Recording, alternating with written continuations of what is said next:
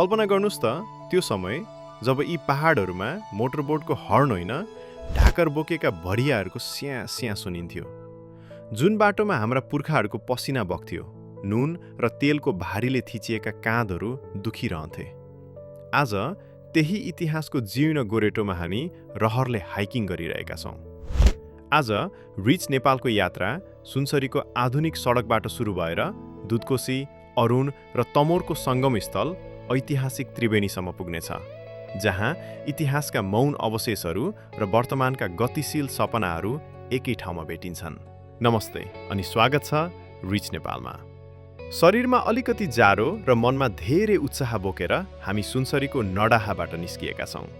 गन्तव्य 3 नदीहरूको सङ्गम त्रिवेणी।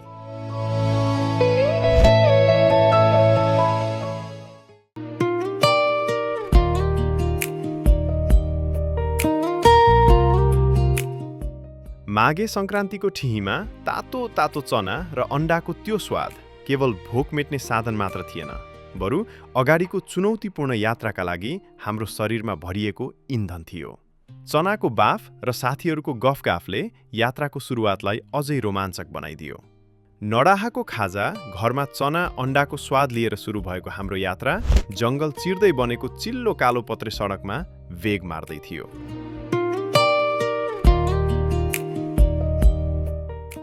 झण्डा चोक हुँदै हामी जब चतरा पुग्यौँ, जाडो मौसम भए पनि कलिलो घामले न्यानो आभास दिलाइरहेको थियो। चतरा पुल टेक्नै लाग्दा माघे सङ्क्रान्तिको रौनक सुरु भइसकेको थियो। बराहा क्षेत्रमा माघी नुहाउने भक्तजनहरूको घुइँचो यतैबाट सुरु भयो। आस्थाको यो सागरमा हामी पनि मिसियौँ। तर चतराबाट मन्दिर जाने बाटो भने निकै चुनौतीपूर्ण थियो। जीर्ण सडक र धुलै धुलो। केही बेरको धुलो र भिड छिचोल्दै हामी बराहा क्षेत्र पुग्यौँ।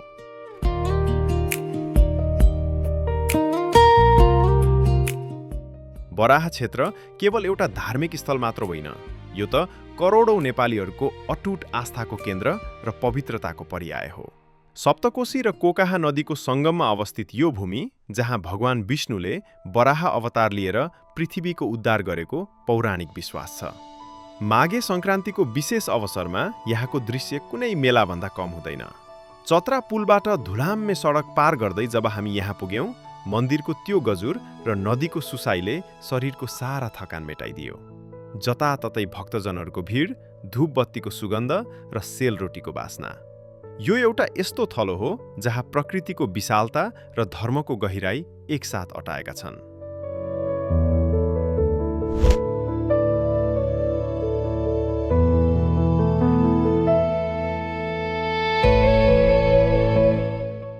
बराहा क्षेत्र मन्दिर दर्शन गर्दै हामी कोकाहाको झोलुङ्गे पुल पुग्यौँ।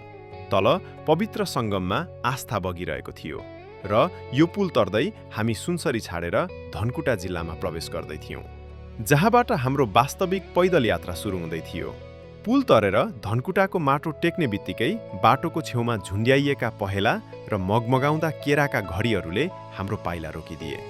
गाउँले दिदीको हातबाट केरा किनेर खाँदै गर्दा लाग्यो, प्रकृतिको वास्तविक उपहार त यी दुर्गम भनिएका बस्तीहरूमा पो साँचेर राखिएको रहेछ। यहाँबाट सुरु भयो लोवर मुन्धुम ट्रेल।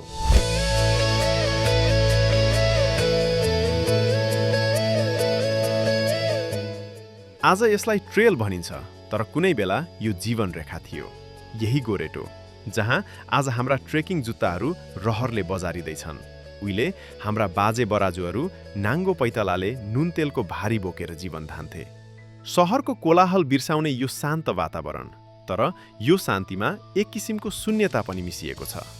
बाटोमा देखिने यी जीर्ण घरहरूले इतिहासको कथा भनिरहेका छन्। सायद यिनै आँगनमा भारी बिसाएर हाम्रा पुर्खाहरूले थकाइ मार्थे होलान्। कहीँ कतै भेटिने स्थानीयहरूको आत्मीयताले यात्राको थकान मेटायो, तर उनीहरूको आँखामा एउटा प्रश्न थियो, हाम्रो बाध्यताको बाटो तिमीहरूको लागि रहर कसरी बन्यो? तल नदीमा पैसा हुनेहरू मोटरबोटमा सर्र गन्तव्यमा पुग्छन्, तर नहुनेहरूका लागि आज पनि यही उकालो ओह्रालो गोरेटो नै मोटरबोट हो। यो दृश्यले मनमा एक अजीब हलचल पैदा गर्दो रहेछ।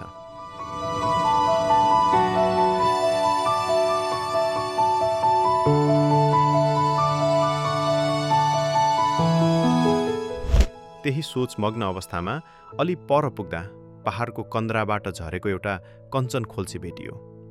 हिराईको थकान र प्यासले सुकेको घाँटीलाई त्यो चिसो प्राकृतिक पानीले अमृतको काम गर्यो।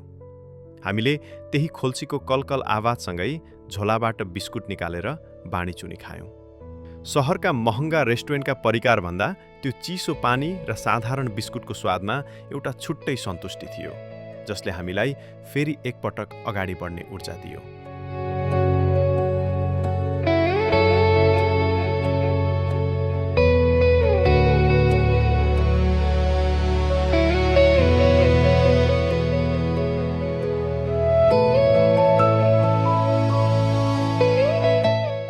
करिब 3 घण्टाको पैदल यात्रापछि हामी गाडीको बाटोमा निस्क्यौँ।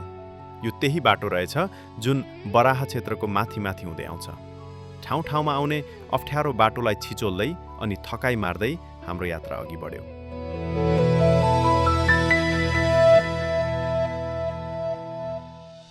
भोजपुर र खोटाङका उच्च लेकाली बस्तीहरूबाट बिक्रीका लागि मधेस झार्न लागिएका गोरुहरूले हाम्रो बाटो छेके।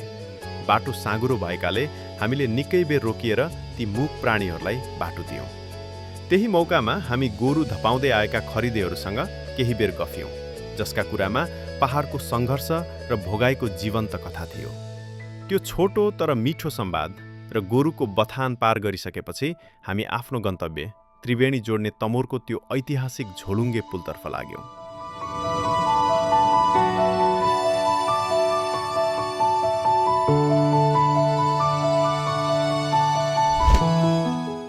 त्रिवेणी पुग्न यो तमोर नदीको पुल तर्नै पर्थ्यो।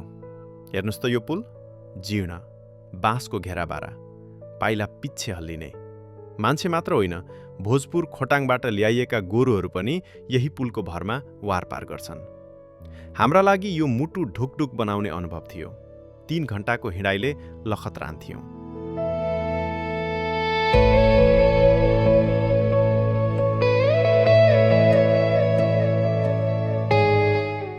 त्रिवेणीको बगरमा स्थानीय दिदीको हातबाट तारेको माछा र लोकल कुखुराको स्वाद, आहा, योभन्दा ठूलो आनन्द अरू के हुन सक्छ।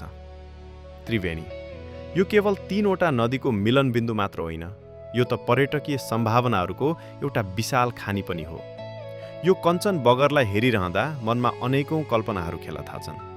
कल्पना गर्नुहोस् त, रातको नीरव शान्तिमा यहाँको सेतो बालुवामाथि क्याम्प फायर बालेर नदीको सुसाइलाई सङ्गीत मान्दै रात बिताउनुको मज्जा कति बेग्लै होला। ताराले भरिएको आकाशमुनि प्रकृतिको यो विशाल काखमा सुत्न पाउनु कुनै स्वर्गको अनुभूतिभन्दा कम हुँदैन। यहाँको बालुवाको प्रत्येक कणमा एउटा भविष्य लुकेको छ, जसले पर्यटनको नयाँ क्षितिज कोरिरहेको छ। तर यो सुन्दरताको अर्को पाटो निकै मर्मस्पर्शी छ। बगरबाट माथि उक्लदै गर्दा देखिने ती रित्तिएका गाउँहरू र उजाडिएका बस्तीहरूले मनलाई भारी बनाइदिन्छन्। बसाइँसराईको त्यो निर्मम लहरले आज हाम्रा पहाडका काखहरू खाली गरिदिएको छ।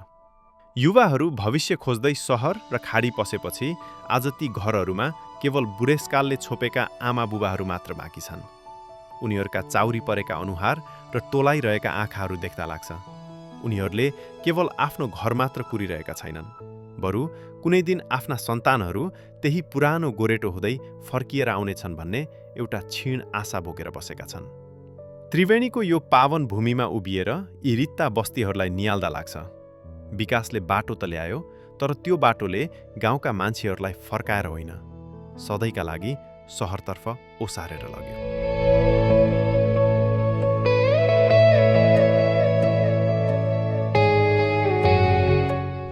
त्रिवेणी यो ठाउँ पर्यटकीय सम्भावनाले भरिपूर्ण छ।